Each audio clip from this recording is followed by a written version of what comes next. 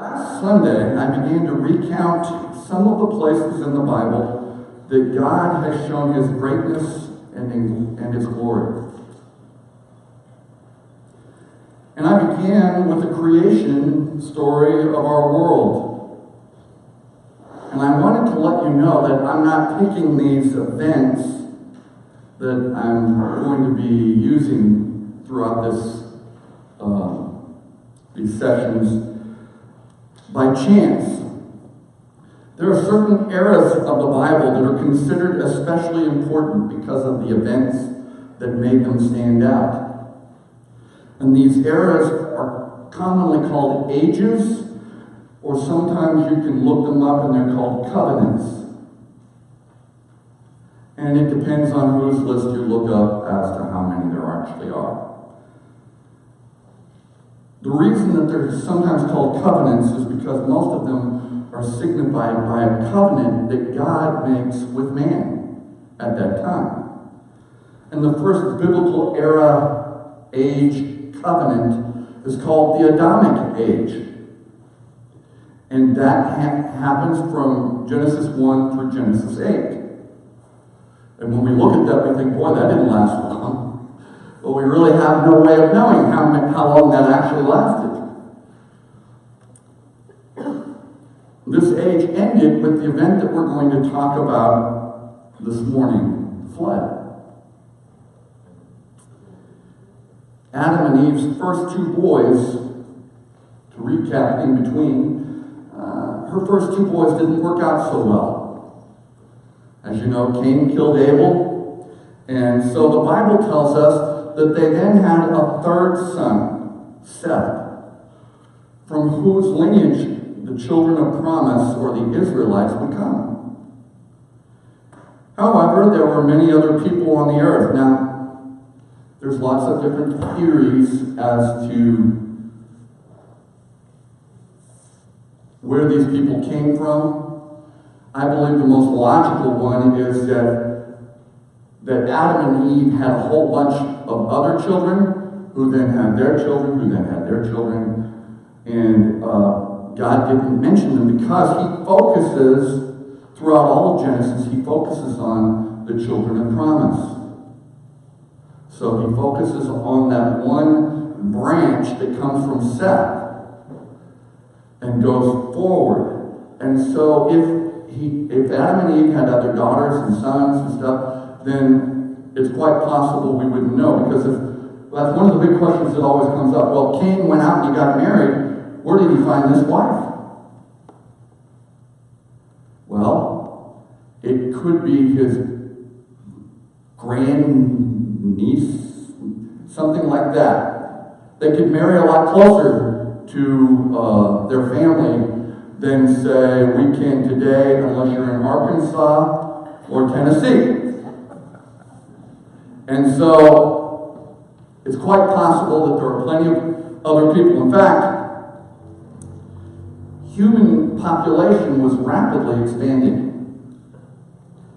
I'll give you a conservative estimate of the pre-flood population is 4 billion people. Now, when we think of it, we don't think of it like that, right? We think there are about 175 people outside the ark going, hey, let me in. No. 4 billion people. Remember that people lived much longer, many of them into their 900s, and they had children well into their second and third hundreds. So those of us who had kids late in life, that's nothing. Right? So, up to 4 billion people. But there was a problem. Genesis 6, 5 through 8 says, the Lord saw that the wickedness of humankind was great in the earth, and that every inclination of the thoughts of their hearts was only evil continually. And the Lord was sorry that He had made humankind on the earth, and it grieved Him to His heart. So the Lord said, I will blot out from the earth the human beings I have created, people together with animals and creeping things and birds of the air, for I am sorry that I have made them. But Noah found favor in the sight of the Lord. Now, I must tell you, I can never even say that last part of the verse without remembering. I don't know if, Jan, do you remember a Bill Gates thing that was Noah found grace in the eyes of the Lord for kids? It was for kids, and it was a whole program called Noah Found Grace. And for years, my mother made me sing that to the kids, the main song in that. And so I can't even say this without even going back and remembering my mom having me sit down and sing that song. But if you look in the previous chapter, you'd see there are only 8 people. Imagine that. 8 people between Noah and Adam. So 10 names altogether. And Noah was descended from Adam. But then I don't know how far you'd have to go back before you went 10 generations for us. But many of these people would have been alive, right, concurrently, because they lived 900 years. But that's all it took for mankind to make God sorry that he made us. One thing I wanted you to notice there is that our sin grieves God. Far too often I hear songs that have snippets that say, I sin, but it doesn't matter because grace is there. Yes, grace covers it. You can ask for forgiveness and be clean. That doesn't mean that the sin doesn't matter. It does. We grieve our Creator. It causes him sorrow. And when we say that our sin doesn't matter because we're forgiven, diminishes the importance of holiness. So God decided to put a stop to all that evil. Fortunately, Noah found favor in the eyes of the Lord. Let me ask you something I asked, I believe it was on Wednesday night, a week ago. Maybe it was this week. If you had to think of where we are at, mankind right now, with the sin that is prevalent today, where do you think we would rate on the scale? Say you've got Sodom and Gomorrah here, right? Where do you think we would fall? Man, that's a tough question, isn't it? It's bad already. We know that. And I remember, in fact, just this week I heard a radio person say that most people believe that people are basically good. At their essence, they're good. You know what? God found that not to be true. And if you have a 3-year-old, you put a cookie jar on the middle of the table and then tell him he's supposed to stay out of it. You'll find out just how basically good mankind is. You do not have to teach kids how to steal or how to lie. They learn it.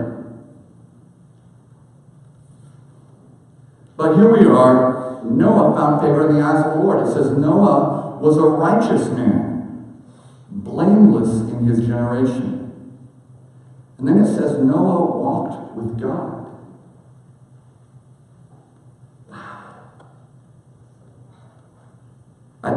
That statement to me is incredible. Because when I think of someone, I think of like Billy Graham. Billy Graham walks with God. You know, he's been upright throughout his life. He's made sure that he didn't fall. And so to me that says so much. Noah walked with God. Mankind was saved because of one righteous man. Whenever you think that your sin doesn't matter, remember this. Mankind was saved because of one righteous man. Holiness matters to God. and it matters in the lives of those that you come in contact with, it will always matter. The rest of the world around Noah was a mess. It says, now the earth was corrupt in God's sight, and the earth was filled with violence. And God saw that the earth was corrupt, for all flesh had corrupted its ways upon the earth. I'm going to try to explain this. Some of you have been around, especially during Bible studies, I've explained this on the chalkboard, and no one wants to see my drawings. Sin, it's like a virus. In fact, I firmly believe that sin actually is a genetic code virus. And when it entered our world, it corrupted everything. Not just mankind, it corrupted everything. There's a reason why they can marry people closer in their family. You know why that is? Their genetic code hadn't broken down. For those of you that watch science fiction movies, they'll always talk about clones and how the further you get from the original, the worse the DNA is. Well, that's true now. We are not, like scientists would like to have you believe, we are not transcending. We're not getting better. Our genetic code is not getting better. It's breaking down. And it has been since sin came into the world. And everything has sin in it. Once it entered the world, it corrupted everything it came in contact with. You recall that God said, I'll curse the ground that you walk on. Remember that? He said you'll have to dig and there's going to be thorns and thistles. There weren't even that before. But you know what? God had a plan from the very beginning. I love that. From the very beginning, when He gave us the incredible privilege and honor it is to be able to choose to do right. When we chose to do wrong, He had a plan of redemption in place. That's awesome. One day, God will complete His redemptive work, and all will be as God intended to be. Now, you say, Pastor, that's all kind of, you're talking about this DNA thing, and everything has sin, and that sounds pretty weird. Let's go to Romans chapter 8. That the creation, he's talking about the whole world, itself will be set free from its bondage to decay and will obtain the freedom of the glory of the children of God. In other words, when we are free, finally glorified and free from sin on this earth because God has come back and fixed it, completed His fix, all of creation will be free of sin. Not just us. Decay. So when we are completed, when God is finished with His redemptive work, when Jesus returns, all of creation will be healed. In fact, after that verse, Paul says all the earth groans as with labor pains for the return of Jesus. But at the time of Noah, God was through with all the evil. So He told Noah what He was going to do. In verse 13, he says, and God said to Noah, I have determined to make an end of all flesh, for the earth is filled with violence because of them. Now I am going to destroy them along with the earth.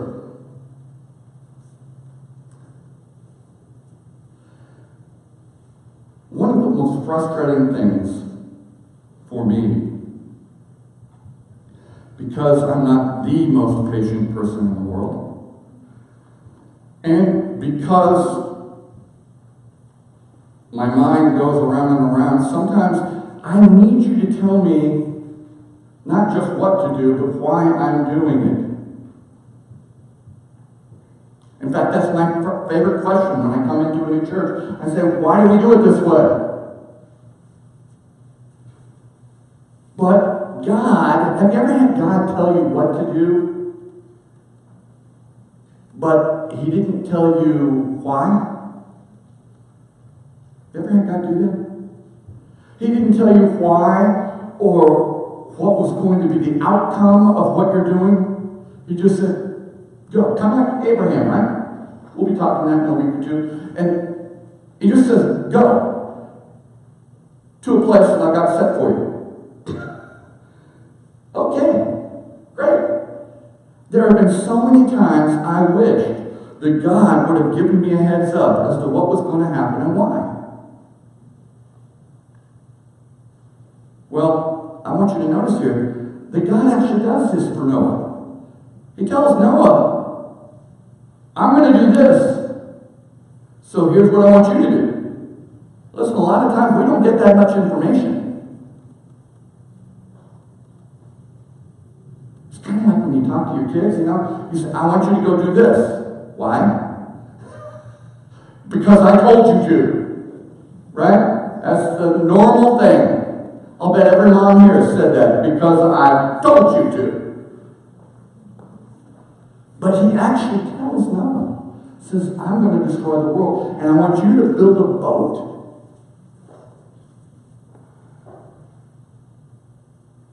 A really big boat. And then God tells him something else. Here's what's great. He tells Noah what he's going to do, how Noah is going to survive it, and then He tells him something else. He said, but I will establish my covenant with you. And you shall come into the ark, you and your sons, your wife, and your sons' wives with you. This is why this next age is called the Noachic Age, or covenant. God makes a covenant with Noah and his family. If you'll notice, all the covenants that God makes with man happen in the same lineage.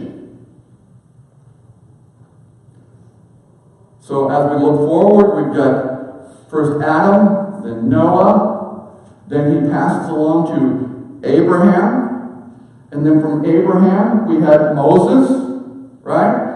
And all of our covenants, to David, still in the same lineage, to Jesus.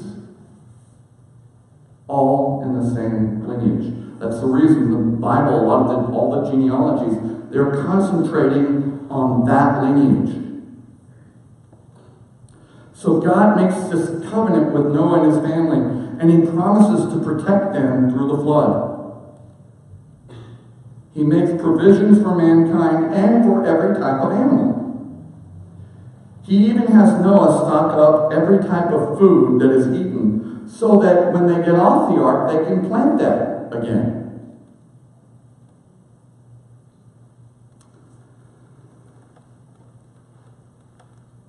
Have you ever wondered why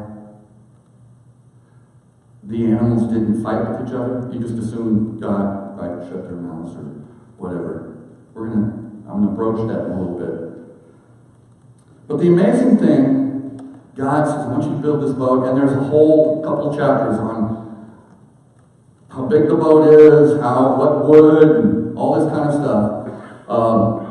But God tells him to do this, and the amazing thing is Noah doesn't bat an eye.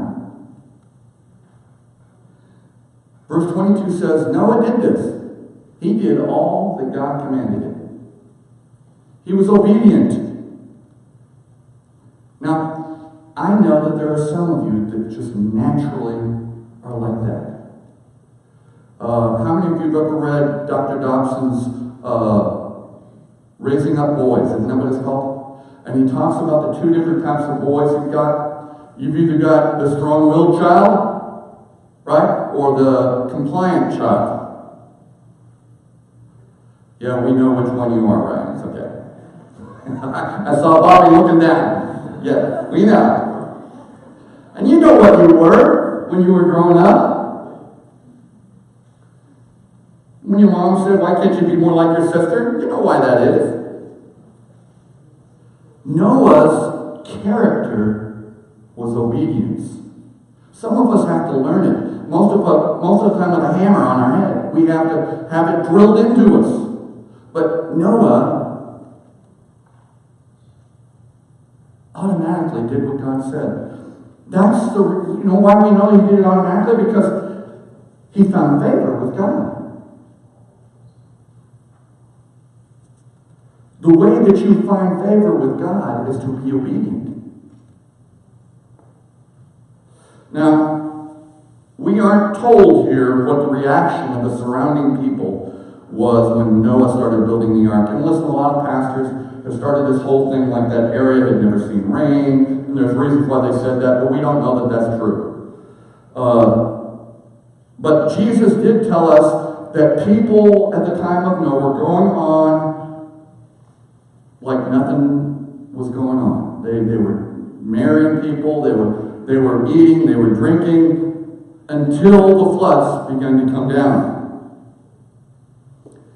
Now, for those of you that saw that debacle, which was Hollywood's Noah, how many of you actually saw that movie? Oh, yes, it started, yeah. I have to let you down easy here. There were no rock monsters guarding the ark during its construction. Nowhere are we told that Noah was a lunatic. Although I would guess a really righteous person in that area might be looked at as kind of eccentric. And all of Noah's sons had wives, and that was a major part of the story. As to the flood itself, we're told that the earth flooded so quickly. It says, in the 600th year of Noah's life, in the second month, on the 17th day of the month, on that day, all the fountains of the great deep burst forth, and the windows of the heavens were opened. So if you can imagine, you don't have to imagine it if you live in Southern California. We always hear about the tectonic plates, right? Paula's favorite movie is 2012, and she likes to see the big earthquake and all that. You see the plates divided. Well, this is what God did. He broke up the plates, especially the ones that were under the oceans. And when that happened, water came up from the earth at the same time as water is pouring down. So, if you can imagine if you could turn on your tub and have the same amount of water pressure coming out of your shower as you normally do. Have them both on and see how long it takes that tub to fill up. Not nearly as long as if it was just raining. I remember, we don't see that kind of rain very often here, but when I took the worship team to Santa Fe, New Mexico for a conference, we were visiting Santa Fe and we were walking and it began to rain. I had never seen rain like this before. We went under the eaves, and within a minute, there was water gushing out of the rain pipes in huge amounts. And the whole street was covered by that much in just a couple minutes. And so you can imagine that happening, plus as how often happens. I remember in Scottsdale we had a flood. It was raining and the dam broke. So you have flood water coming from two separate directions. It happens fast. The earth began to flood very quickly. And the rain continued to fall for 40 days and 40 nights. By the way, I imagine most of you know, but that number is repeated over and over and over again in the Bible. And the whole earth was covered with water. Now, I want to tell you that nearly every culture on the planet has a story in their history of a flood. That's true of Navajos. They have a history of flood. In fact, when I was on the Navajo reservation, I found shark's teeth on top of a mesa. How did that get there if it wasn't covered with water? This was not a regional event. It happened over the entire planet. And I want you to notice something else. The Bible is also very explicit about which creatures died. 22 and 23 says, everything on dry land in whose nostrils was the breath of life died. He blotted out every living thing that was on the face of the ground, human beings and animals and creeping things and birds of the air. They were blotted out from the earth. Only Noah was left and those that were with him in the ark. So everything that lived on land or in the air died in the flood. What didn't die? Fish. Fish. They didn't die. They like water, by the way. So the fish didn't die, but everything that lived on land or in the air died. And then that day finally came when Noah and his family could finally exit their home on the water. And God tells him, go out of the ark, you and your wife, and your sons' wives with you. Bring out with you every living thing that is with you of all flesh, birds and animals and every creeping thing that creeps on the earth, so that they may abound on the earth and be fruitful and multiply on the earth. So Noah went out with his sons and his wife and his sons' wives, and every animal and every creeping thing and every bird, everything that moves on the earth, went out of the ark by families. So notice that God didn't release them without giving them something to do. Right? They were to multiply. Noah then built an altar to the Lord and made a sacrifice of thanks to the Lord. And God promised not to destroy every living creature again, even though he understands that the inclination of the human heart is evil from the youth. And then God blessed Noah and gave him a new set of rules. He says, the fear and dread of you will rest on every animal of the earth, and on every bird of the air, on everything that creeps on the ground, and on all the fish of the sea. Into your hand they are delivered. Every moving thing that lives shall be food for you, and just as I gave you the green plants, I give you everything. Why do I say this is a new set of rules? There's a word in there, it happens twice in that, and it's the word shall. What's another word for shall? Will. Right? It's a future tense, or from this point forward. You see? So it implies that this was not previously the case. In other words, prior to this time, the animals weren't afraid of us. Why would that be? Huh? Because we didn't eat meat. And let me tell you, that's a real bummer for me. But we didn't eat meat. And here's another thing. Why didn't the animals attack each other? Because they weren't supposed to either. We're told in the end times when Christ returns that the wolf and the lamb will lay down next to each other. Because everything returns to the way God had planned it.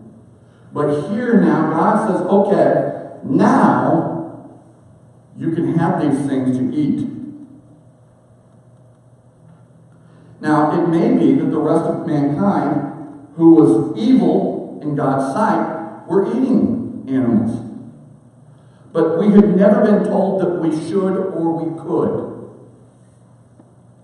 If you go back and read through the creation story, you will see pointed out that God only tells Adam and Eve that they can have all the fruit and the greens. And then God spells out his covenant with Noah and his descendants. As for me, I am establishing my covenant with you and your descendants after you, and with every living creature that is with you, the birds, the domestic animals, and every animal of the earth with you, as many as came out of the ark. I establish my covenant with you, that never again shall all flesh be cut off by the waters of a flood, and never again shall there be a flood to destroy the earth.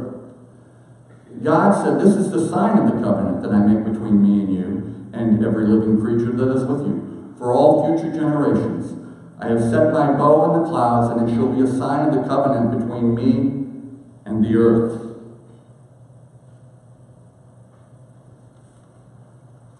So God makes this covenant again with Noah and his family. And he puts that rainbow up, and of course scientists, we all know why it works.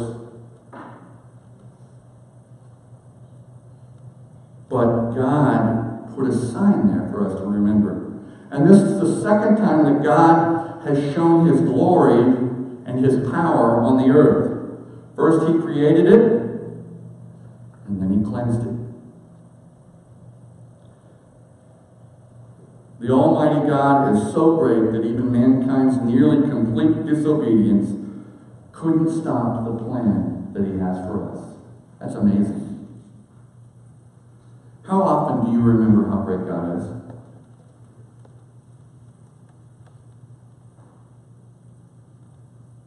How often do you ask him to help, maybe even for just little stuff? I remember Paul saying that a friend of hers had a brand new car and it stopped working. They were up in Yosemite or someplace. And they weren't near anything. There was no cell phone coverage, nothing. And this was like one of the brand new, really, technical cars. And she immediately prayed for God to send help. And this guy came and he said, "You know what?